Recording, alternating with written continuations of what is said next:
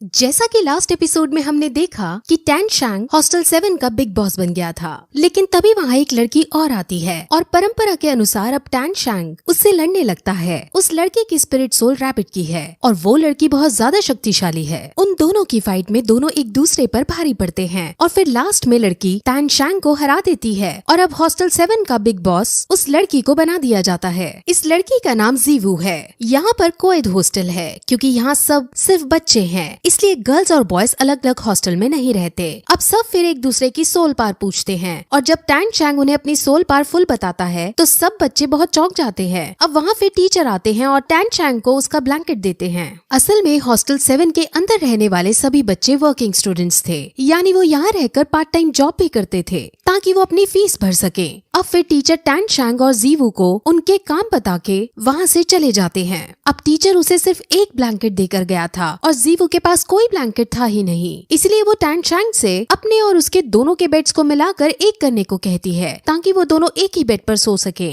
अब सब बच्चे बहुत चौंक जाते हैं और टैन शैंग से जलने लगते हैं।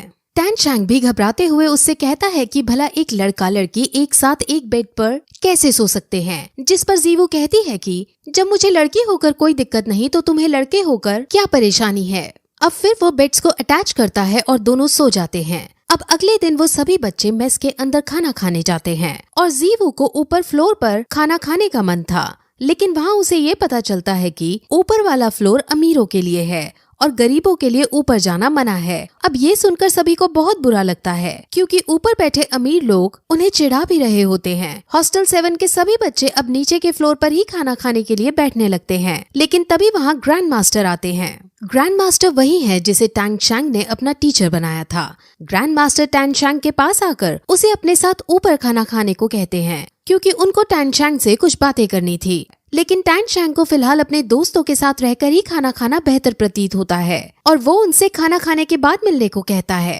अब टैन शैंग अपने दोस्तों के पास जाता है, जहाँ जब उसके दोस्तों को ये पता चलता है कि टैन शैंग के टीचर ये हैं तो उन्हें बहुत अजीब लगता है क्योंकि सबको ये बात पता थी कि ग्रैंड मास्टर रैंक 29 पर पहुँचे हुए हैं, लेकिन उससे आगे नहीं बढ़ पा रहे हैं, जिस वजह से उनका कभी कभार मजाक सा भी बनाया जाता है। और जब टैन शैंग के दोस्त टैन शैंग के सामने ही ग्रैंड मास्टर का मजाक सा उड़ाने की कोशिश करते हैं तो टैन शैंग गुस्से में आकर उन्हें धमकी देता है कि अगर तुमने मेरे टीचर के बारे में एक और बार मजाक उड़ाया तो तुम्हारे लिए अच्छा नहीं होगा।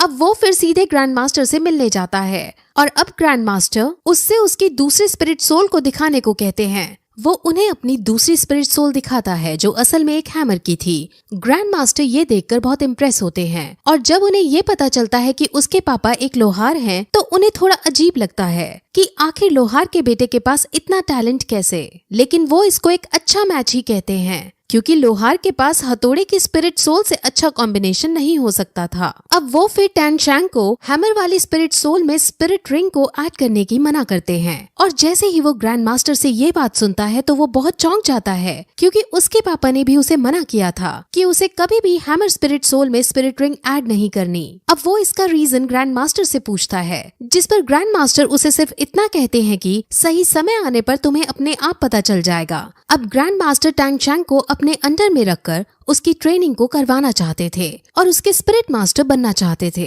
लेकिन स्पिरिट मास्टर बनने के लिए उसे अपनी रैंक बढ़ानी होगी। अभी उसकी रैंक 10 है और रैंक 11 पर पहुंचने के लिए उसे स्पिरिट रिंग की जरूरत होगी और स्पिरिट रिंग उसे सिर्फ 20 को मारकर ही मिल सकती है, जिस वजह से वो अब एक खास तरह के जंगल में जाने का डिसाइड करते हैं ताकि उस खास तरह के जंगल में जाकर उन्हें शिकार करने के लिए 20 मिल सके। वो उसे फिर उसकी स्पिरिट सोल जो कि एक ब्लू सिल्वर ग्रास की है उसके बारे में उसे कई सारी नॉलेज देते हैं और वो नॉलेज हम आपको आगे आने वाली वीडियोस में स्टोरी के साथ बताएंगे।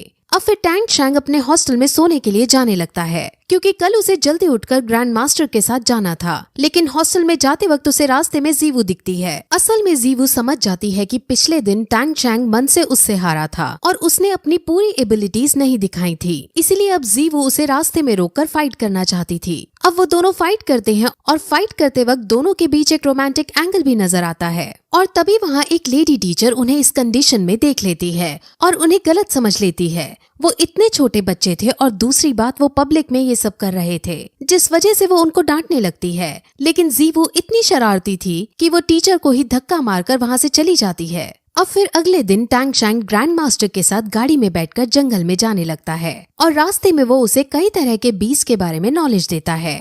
वो फिर उसे एक खास तरह की बेल्ट देता है और उस बेल्ट के अंदर वो जितना चाहे उतना सामान स्टोर कर सकता है। अब इस बेल्ट को पाकर टैंग शैंग बहुत खुश हो जाता है क्योंकि वो अपने हिडन वेपन्स भी इसमें छुपा सकता था। अब वो इस जंगल के एंट्रेंस के पास पहुंच जाते हैं और इस एंट्रेंस के थ्रू सिर्फ खास लोग ही जा सकते थे और ग्रैंड मास्टर का रुतबा तो पूरे शहर के अंदर था, जिस वजह से ग्रैंड मास्टर और टैंग शैंग को जंगल के अंदर जाने की परमिशन दे दी जाती है। अब वो दोनों जंगल के अंदर जाते हैं। जंगल के अंदर कई खतरनाक बीस्ट मौजूद थे और उन बीस्ट से इन दोनों को भी खतरा हो सकता था, इसलिए ये दोनों अब कदम फूंक फूंक कर आगे बढ़ते हैं। अब फिर ग्रैंड मास्टर उसे अपनी स्पिरिट सोल दिखाता है जो कि असल में एक बीस्ट टाइप की स्पिरिट सोल है। उनकी स्पिरिट सोल बहुत ज्यादा खास और एक तरह की वेरिएंट थी, लेकिन अब टैंग शैंग को थोड़ा सा अजीब लगता है क्योंकि उनकी स्पिरिट सोल तो इतनी अच्छी है फिर भी उनकी रैंक आगे क्यों नहीं बढ़ रही। जिस पर अब ग्रैंड मास्टर उसे सच्चाई बताता है कि उसकी ये स्पिरिट सोल जब ही अवेकन हो गई थी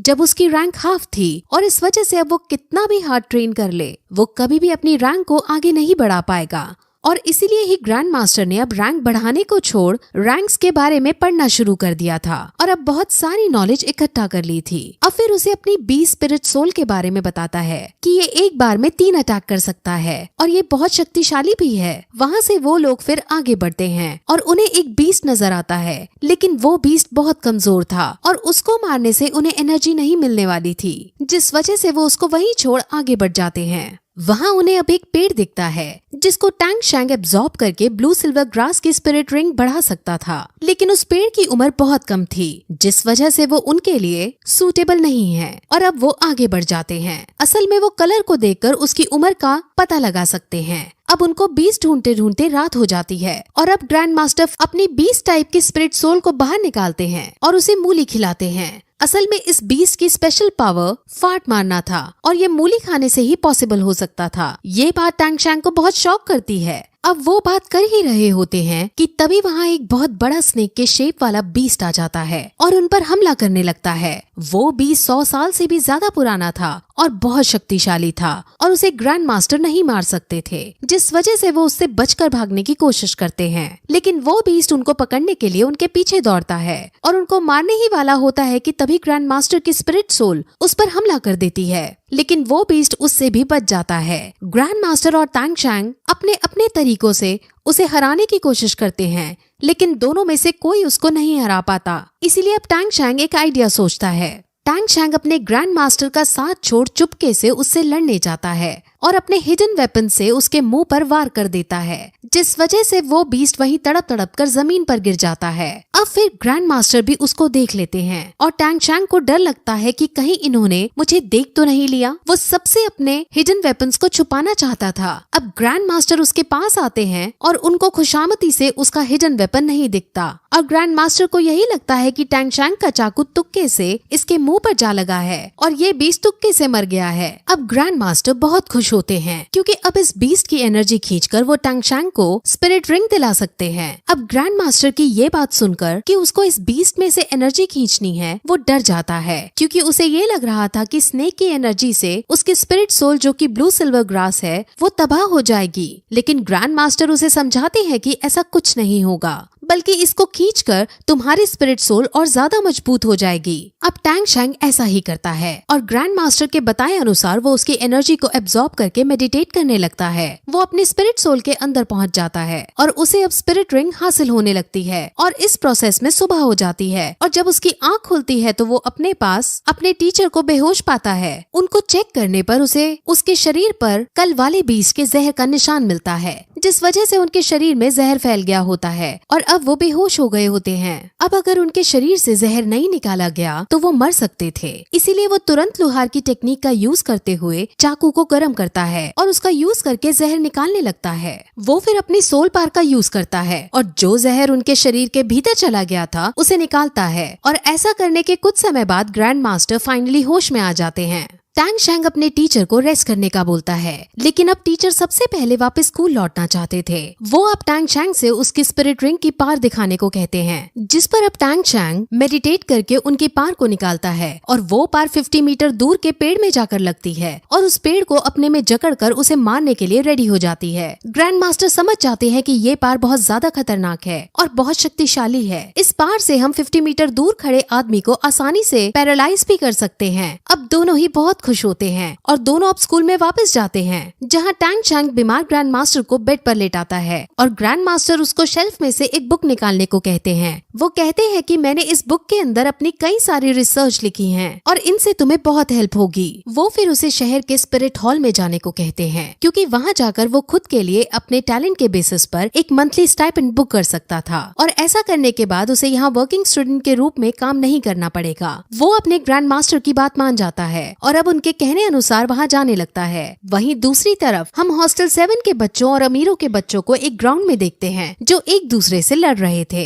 असल में उनमें लड़ाई हो गई थी और उनके बीच ये डिसाइड होता है कि वो एक एक करके अपने ग्राउंड से एक मेंबर भेजेंगे और जो ग्रुप हारेगा वो कमजोर साबित होगा और उसे दूसरे ग्रुप को बॉस बोलना होगा। हॉस्टल 7 की लीडर जीवू बनी थी और जीवू अपने ग्रुप से एक लड़के को लड़ने के लिए भेजती है। इस लड़के की स्पिरिट सोल लायन की थी और वो अब अमीरों के ग्रुप से जो बच्चा आया था उससे लड़ने लगता है। उनकी लड़ाई बहुत आइकॉनिक लेवल की चलती है, जिस वजह से हॉस्टल 7 का ग्रुप हारने लगता है और जीवू को बहुत बुरा लगता है। अमीरों के बच्चे जीवू को खरगोश कहकर भी चिढ़ाने लगते हैं और तभी वहाँ टैंग शैंग आ पहुँचता है। टैंग शैंग को देखकर जीवू बहुत खुश हो जाती है और वो उसको अमीरों की सारी करतूतें बता देती है। अब टैंग शैंग सब समझ जाता है और वो चुपके से कुछ पेबल्स इस वे में फेंकता है कि अमीर बच्चा लड़खड़ा जाता है और हॉस्टल 7 के बच्चे को मौका मिल जाता है और वो तुरंत अमीर बच्चे पर अटैक करके उसे हरा देता है। अब अमीर बच्चों के ग्रुप को गुस्सा आ जाता है और उनके ग्रुप से सबसे ताकतवर बच्चा लड़ने आ जाता है और उसका सामना टैंग शैंग करता है।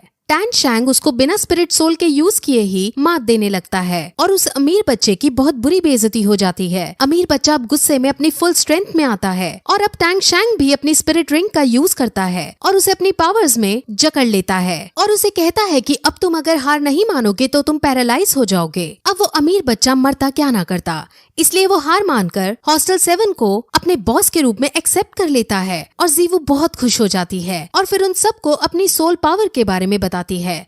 उसकी सोल पावर रैंक 12 की थी और सब ये सुनकर बहुत चौंक जाते हैं। अब टैंग शैंग ग्रैंड मास्टर के कहे अनुसार स्पिरिट हॉल एकेडमी में जाने लगता है और वहाँ पहुंचकर उसे अपने गांव वाले स्पिरिट मास्टर दिखते हैं और यही इस जगह पर ये एपिसोड खत्म हो जाता है।